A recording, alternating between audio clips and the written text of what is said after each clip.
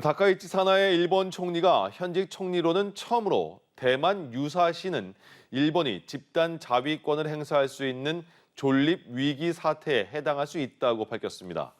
오늘 아사히 신문 보도에 따르면 다카이치 총리는 어제 중의원 예산위원회에서 중국이 대만을 해상 봉쇄하면 존립 위기 사태가 될 수 있다고 발언한 것과 관련한 질의에 이 같은 취지로 답했습니다.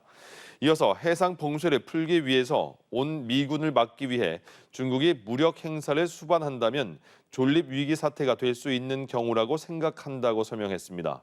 존립 위기 사태는 일본과 밀접한 관계가 있는 나라가 공격을 받아서 일본이 위기에 처할 수 있는 상황으로 집단 자위권 행사가 허용이 됩니다. 다카이치 사나의 일본 총리는 2박 3일간의 경주 방문 일정 성과로 중국, 한국 정상과 솔직한 대화를 나눈 점을 꼽았습니다. 다카이치 총리는 오늘 에이펙 정상회의를 마친 후 연 기자회견에서 2031년 일본에서 에이펙을 개최하기로 결정된 것도 큰 성과라며 이같이 언급했습니다. 그러면서 책임 있는 지도자 여러분과 말을 나눌 귀중한 기회도 됐다며 중국과 한국이라는 중요한 이웃 나라와도 솔직한 대화를 나눴다고 밝혔습니다.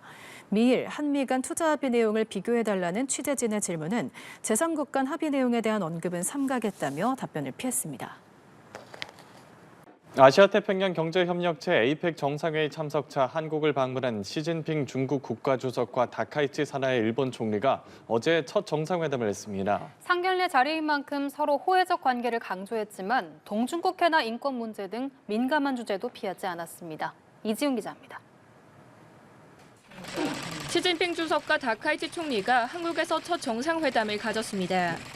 두 정상은 약 30분간의 짧은 회담을 통해 전략적 호혜 관계를 강조하고 양국 간 소통을 지속하자는 뜻을 밝혔습니다.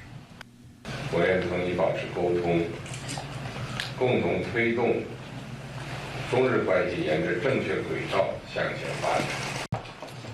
시 주석은 하나의 중국 원칙 등의 내용을 담고 있는 중국과 일본의 4대 정치 문건도 언급했는데 대만 문제를 간접적으로 거론한 것으로 보입니다.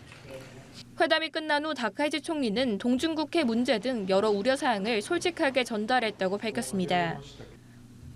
例えば尖閣諸島を含む東シナ海の問題、またレアアースなどの輸出管理の問題、それから邦人拘束についての懸念、それから中国在留邦人の安全性ですね、これを確保していただきたいといったこともお伝えしました。 다카이치 총리는 납치 문제를 포함한 북한 정세 등에 대해서도 의견 교환을 했다고 말했습니다. 또 중국이 수입 금지 중인 일본산 수산물과 쇠고기 수입 재개 등에 대해서도 긍정적 대응을 요구했다고 전했습니다. 정상회담에 앞서 다카이치 총리는 소셜미디어에 시 주석과 웃으며 인사한 사진을 게시했습니다. 대중 강경파로 알려진 다카이치 총리는 야스쿠니 신사를 정기적으로 참배해온 인물입니다. 중국은 그간 일본 총리가 취임할 때 시 주석이 직접 축전을 보냈던 것과 달리 다카이치 총리 취임에는 리창 총리 명의의 축전을 보냈습니다.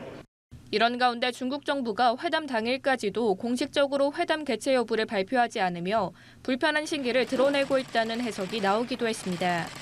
이날 언론에 공개된 시 주석의 회담 모두 발언에서도 취임 축하 인사는 없었습니다. 연합뉴스TV 이지훈입니다. 시진핑 중국 국가주석이 다카이치 사나의 신임 일본 총리와의 첫 만남에서 일본의 침략 역사 문제를 언급했습니다.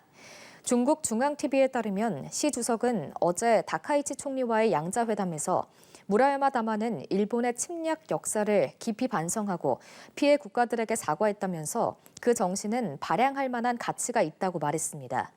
이는 시 주석이 양국 간 소통을 유지하자는 원천적인 입장을 표명하는 한편 다카이치 총리 내각에 대한 경고성 메시지를 던진 걸로 풀이됩니다. 시진핑 중국 국가주석과 다카이치 사나의 신임 일본 총리가 아시아태평양 경제협력체 에이펙 정상회의를 계기로 오늘 경북 경주에서 첫 정상회담을 했습니다. 약 30분간 진행된 회담에서 시 주석은 새 시대의 요구에 맞는 건설적이고 안정적인 양자 관계를 위해 일본과 협력할 것이라며 중일 관계가 올바른 궤도로 나가도록 소통을 유지하겠다고 말했습니다. 다카이치 총리 역시 전략적 호혜 관계를 포괄적으로 추진해 건설적이고 안정적인 관계를 만들겠다며 양국 간 현안과 과제도 있지만 이해와 협력을 통해 구체적인 성과를 내고 싶다고 강조했습니다. 다카이치 사나의 신임 일본 총리가 취임 첫날부터 군사 대국을 향해 시동을 걸고 있습니다. 방위비를 더 늘리는 방안은 물론 핵 잠수함 도입도 검토할 것으로 보이는데요. 안보 사령탑도 전격 교체했습니다. 최진경 기자입니다. 다카이치 사나의 신임 일본 총리는 취임 첫날부터 군사력 강화에 시동을 걸었습니다. 고이즈미 신지로 방위상에게 방위비 인상을 주축으로 하는 안보3문서를 개정하라고 지시한 겁니다. 2022年のあれは12月に戦略3文書を策定いたしましたけれども、もう見直しの作業に取り掛かる、そういった指示を出したいと思っております。 안보 3문서는 국가안전보장 전략과 국가방위전략, 방위력 정비 계획을 모두 아우르고 있습니다. 앞서 개정돼 2027년까지 방위비를 국내 총생산 대비 2% 늘리는 내용을 담고 있는데 그 비중을 더 늘리는 방안을 검토할 걸로 보입니다. 미국과의 안보 동맹을 강화하겠다는 명분 아래 이른바 군사대국을 이루려는 목적으로 풀이됩니다. 다카이치 총리는 외교와 안보 정책의 사령탑인 국가안보국장을 취임 9개월 만에 경질하며 이치가와 케이이치 전 국가안보국 차장을 임명했습니다. 총리 관저 주도로 강경한 안보 정책을 적극 추진하겠다는 뜻으로 읽힙니다. 차세대 추진력을 갖춘 신형 잠수함을 보유한다는 국방 정책도 처음 수립할 전망입니다.